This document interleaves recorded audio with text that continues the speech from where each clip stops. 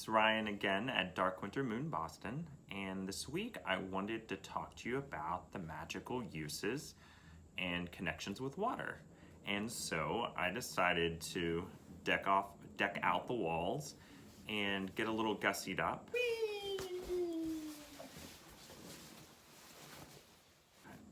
All in the theme of water, and talk to you about not only my magical experiences with water throughout my life, but also how to bless your very own sacred water and use it for your ritual purposes. So one of my first magical experiences with water happened when I was probably about 12, and this was way before I got involved in witchcraft or even knew that witches were a real thing. And yet I had this, what I felt like an innate curiosity about magic and being drawn to it and to magical things. Movies, books, anything on magic drew me since before I can even really remember. It's always been a part of my life. And so when I was about 12, my dad owned this pretty large piece of land, and my cousins and I spent a lot of time going all over it, exploring, etc. And on one such occasion, we happened upon this rock that had this depression in it, and it was filled with water. And something about it immediately drew me. But because most of the time anyone that talked about magic or witchcraft or any of that was made fun of, especially at 12 years old, anyone that actually said they believed in it was shunned and shamed. So I kept my mouth shut about how I felt about it. But later, when I was alone, I was able to go back to this place. So on a cloudy, rainy, early autumn day in Arkansas, I ventured out alone and discovered this place again. And the sense as I was approaching it was one of awe. It was as if there was this magic in the air, something drawing me forward to it. And I came upon it, and there was this feeling of silence and reverence and anticipation in the air. And I knelt down by this tiny little pool. It was only about 3 feet, maybe, wide. And I could see the reflection of the sky in it. And for a moment, I just stood there not sure what to do. I had never really done anything magical, but yet I felt compelled to do something. So I took a moment and I gazed into the water, and it felt very much like I was trying to scry. I hoped to see something in the water, yet nothing happened. But there was still this sense of peering deeply into something else and into other. And so then that moment passed, and I thought, what next? And so, following my heart and my intuition, I took off all my clothes and I submerged myself in this water. Granted, it wasn't very deep, but it was enough. So I had this immediate sense of connection, and not only that visceral feeling of the cold water on my skin, which was a bit shocking, but this feeling of energy and power and rightness to it. And I took the water and I splashed it over my head, and I rubbed it on my body, and spent a few moments just feeling it, feeling that experience, allowing myself to be present. It felt very much like an initiation of sorts, and even though I didn't really have any idea what I was doing magically, on an intuitive gut level, I felt like I was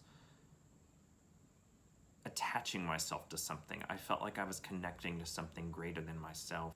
On an intuitive level, I just knew that this was a right act, even if I didn't have the words or the knowledge or the vocabulary to describe what I was doing. I was trusting myself, and it felt right. And if I think back on that, I feel like that was one of the first magical acts that eventually led me to fully pursuing witchcraft. The whole experience probably took maybe 20 minutes, but it forever changed my life. Many years later, when I was on family vacation, we went to Niagara Falls, and I got to experience firsthand the power of an elemental. When I was standing there on the overlook, I just became mesmerized. I could feel the energy in the air and in the ground, you know, from the spray hitting my face from the falls and the rumble in the earth. And I just knew on a visceral, connected level what a powerful elemental felt like. Up until then, I had just read about them in books, and that is one thing. But when you're there and you feel an elemental's presence, especially one of that power, it just makes things connect on a whole different way than reading about it in a book. And it was really cool because it was like I could feel the glee and the excitement of the elemental doing its job, doing its work. It reveled in the power of the water and the experience of the water. It was truly a magical and life-changing experience. I was so caught up in it, in feeling the power and just allowing myself to be present in what I was sensing, that it took several minutes before my family could get my attention and drag me away. Not long after that, I had the privilege to interact with another elemental. Some friends of mine, their parents, owned some land in the hills of Arkansas, and I was invited along with some friends to spend the weekend there. And on this land, there was this magical spring, and the previous owners had built this spring house around it. And it was just amazing walking into that space because the energy there was palatable. Again, I knew I was in the presence of an elemental. Maybe it was to a lesser degree than Niagara Falls, but there was definitely this intuitive heart sense of a spirit that presided over that place. And you could literally feel the energy welling up out of the earth with the water. And I remember the water was very cold, like probably around 52 degrees, and I remember wading out in it, and I really, really wanted to submerge myself completely for a blessing, but I just could not make myself do it. So I opted for getting as far down as I possibly could, which was about here, and splashing water on my head. And even though I couldn't dunk myself completely, I still felt blessed and refreshed and cleansed from the spirit of those holy waters, and being able to touch them and interact with them on not only a physical level, but on an emotional, spiritual level. So the sacred places, the places of power, of water power, they're still in the world.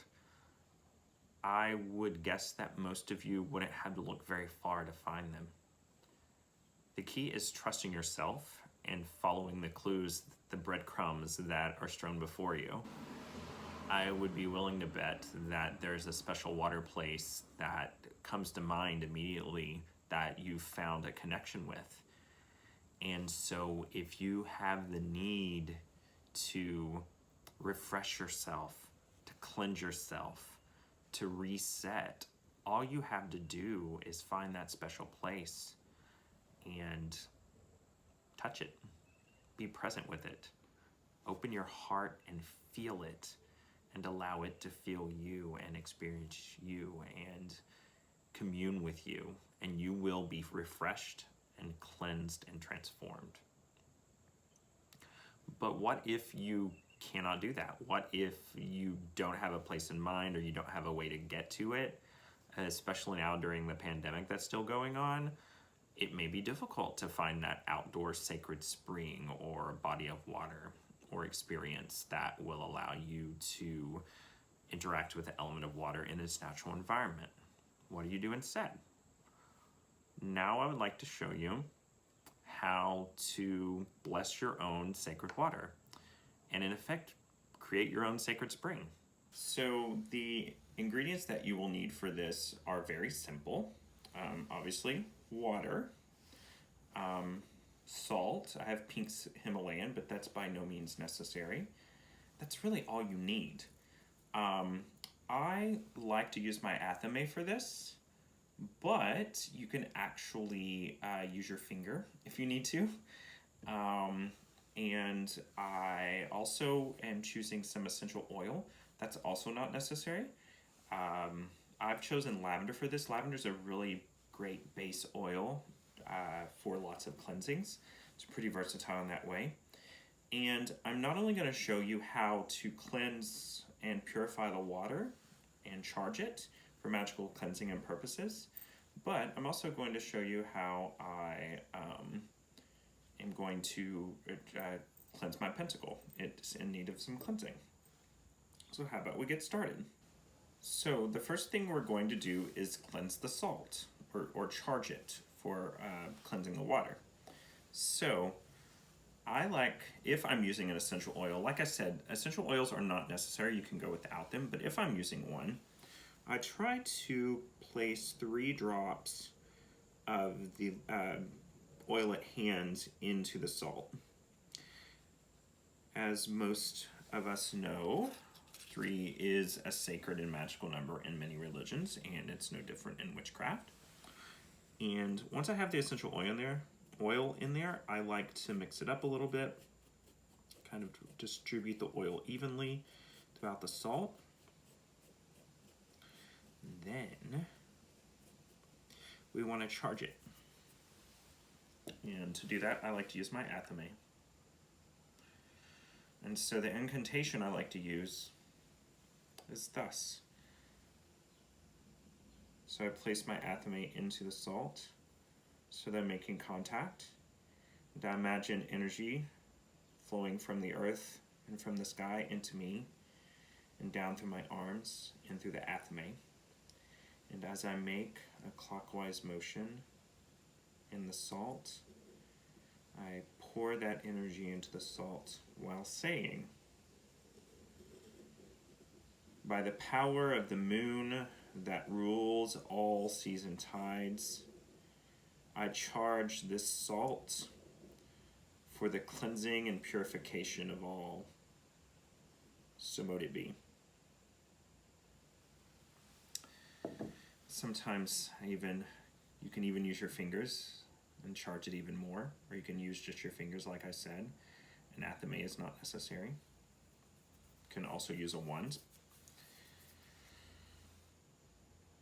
And then I like to take 3 pinches of the salt while saying,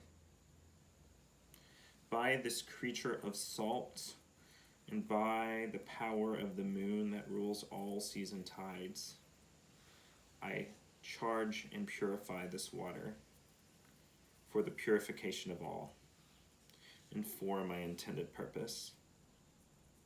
So mote it be. And then, in a very great rite sort of way, I also like to take my athame and place it in the chalice, and also charge the water. By the power of the moon that rules all season tides, and by my own power, and by the power of this creature of salt, I bless and charge this water for the purification of all. May it be a sacred spring, a well fount, a wellspring, for the blessing and purification of all. So mote it be. And so now, I can cleanse my pentacle. So I'm going to first place it into another vessel. So I'm going to use some of this water for something else. Oh, mustn't forget the chain. So It's important too. O creature of water, by your power to cleanse all things, I ask that you cleanse my pentacle, to purify it for my continued use, and to dedicate it to my continued use. So would it be. And that's pretty much it. I'm going to let this soak probably overnight. You could also put it in moonlight to charge and continue to purify it in the water. I may leave it for 3 nights. I'm not sure, but that is definitely a possibility. So now you have your own sacred spring. A blessed bit of water that you can use to asperge or scatter around your space to cleanse it, or cleanse objects with it. You can also place objects in it to cleanse. There are many things that you can do with your own wellspring. So there you have it. That's a simple way that you can bring the power of water into your magical practice. So even if you're unable to get out to that spring or experience the presence of an elemental, you can create your own sacred water as a tool to use in your craft. I really appreciate everyone joining me today. I enjoy making these videos. I would love to hear your comments and feedback. Likes and subscribes are very helpful. You can find my website at darkwintermoon.boston, or find me on Instagram at dark.winter.moon. And as always, have a wonderful weekend and blessed be.